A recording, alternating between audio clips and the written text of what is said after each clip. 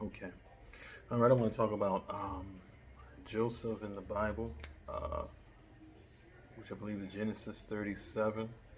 Um, but I really want to dive into generational curses, something that I've kind of gotten out of this story and the stories that kind of came before it.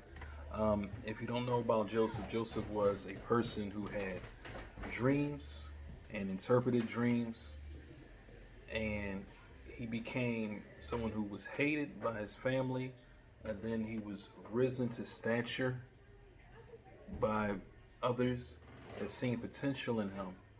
Uh, he was moved towards his purpose, but there was a lot of pain that happened within that.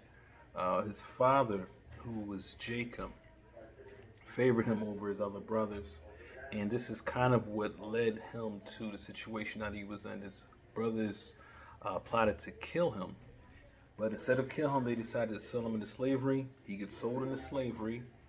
The person that purchases Joseph is named Potiphar, and he is the captain of the Pharaoh's guard. He sees a lot of potential in Joseph and sees that everything that he does succeeds. God was on him, his hands were on him. So he brings him out of the field into his house. In his house, everything went smoothly because God's blessing was on Joseph. Um, After that, he puts him in charge of everything he owns. Now, Potiphar's wife plots on Joseph. She wants to sleep with Joseph, and he refuses her. And the last time he refuses her, she tries to grab him, and he leaves his cloak. She says that he attempted to rape her. Potiphar ends up throwing him in prison. Now, Potiphar was torn because he liked Joseph, and he was really his business was flourishing, his house was flourishing, his empire was flourishing. But his wife said that he attempted to assault her, so he threw him in prison. In the prison, he has the same favor. God's hands are still on him, and the guard that's running the prison sees that and ends up putting Joseph in charge of the routines that happen in the prison.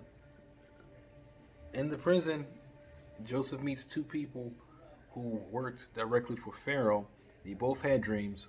One of the dreams was that one of them would be reinstated back into Pharaoh's graces, and the other one would be executed. He interprets both dreams correctly. One is put back in his place, other one is executed.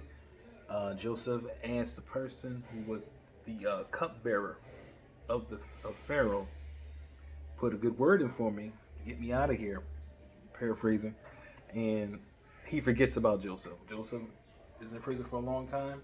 Then Pharaoh, 1 year, just happens to have a dream he can't interpret. The cupbearer remembers Joseph. They get Joseph out of prison. He interprets Pharaoh's dream. And long story short, Joseph is made second to only Pharaoh in the entire land of Egypt. Joseph had dreams when he was younger that also made him despised in his family. Even his father didn't like it, though his father Jacob wanted to know the meaning of the dreams. His brothers, they hated him even more because of the dreams. And in his dreams, everyone bowed down to him. Now, interprets Pharaoh's dream. Pharaoh's dream had a lot to do with a famine that was coming.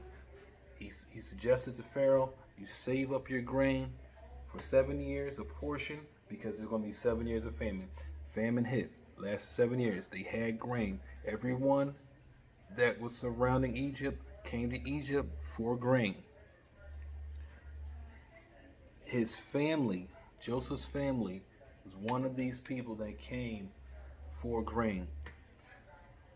Joseph had the opportunity for revenge. Instead, he decides to test them to see if they were still the same people he left or was taken from when they sold him into slavery. Um, they seem to have changed, and he reveals to them that I am your brother. Now, why I speak on generational curses? Um, the favoritism that Jacob had over Joseph, and this is something that the Lord had given to me, is what put him in that their whole situation. His brothers, it didn't affect that they just hated Joseph, but they really hated the fact that their father Jacob favored him so much. Now, Jacob had multiple wives. His wife Rachel, the one he loved the most, was Joseph's mother, and that's why he favored. He favored Rachel over her sister Leah, who he married both of them, and he left his other sons to the wayside in a sense. Once he had a baby with Rachel, that was his son. So Jacob's favoritism put Joseph in a position to be hated and for the events to unfold the way that they did. Now, the interesting thing about that Isaac, who's Jacob's father, was the same way. He favored Jacob over his other son, Esau. And Jacob portraying Esau and stealing his birthright was all because of the favoritism once again. And what's interesting about that is Isaac's father, Abraham, had a son named Ishmael, who he had with his wife's servant. But once Isaac was born, he favored Isaac over Ishmael. And his wife, Sarah, over Sarah's servant, Hagar, I believe her name was. The generational curse that I speak of is the favoritism of the father over the children and the devastation that it has. Abraham's favoritism for Isaac over Ishmael divided a people to a degree that they still fight to this day in the Middle East. Isaac's favoritism for his son Jacob over Esau also divided into the tribes being split, and Jacob eventually backstabbing his brother for his birthright.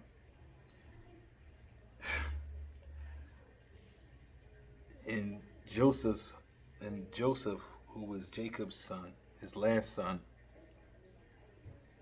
was also hated for his brothers.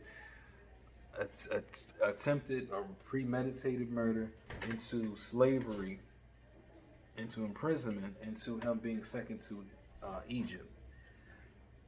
All these things unfolded, but the fathers seemed to have the same trait, favoritism of the children, and how it divides siblings to the point to where they wanted to kill Joseph. And on the surface, it looks easy to just say that the brothers were full of jealousy and envy. And yeah, they were, but it wasn't from their engineering. Their father engineered that. Their father made Joseph a coat of many colors. The father worked the other sons in the field. Joseph just tended cheap. He didn't really have to do too much. He brought them food. But for the most part, he got to dress nice and didn't have to work hard. And that's all because of the father's doing.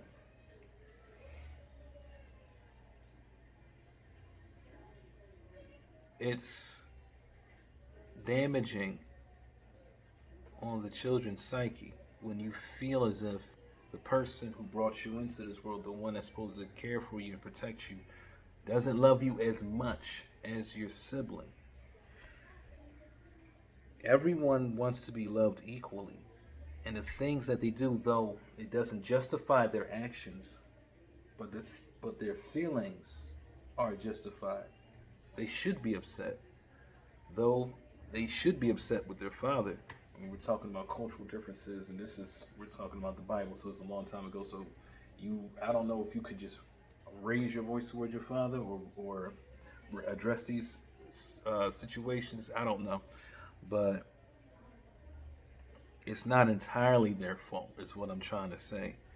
Each one of these fathers, Abraham, Isaac, and Jacob, all committed the same generational pattern of favoring a child over a child. And no one seems to have learned the devastation of what happens when you do that.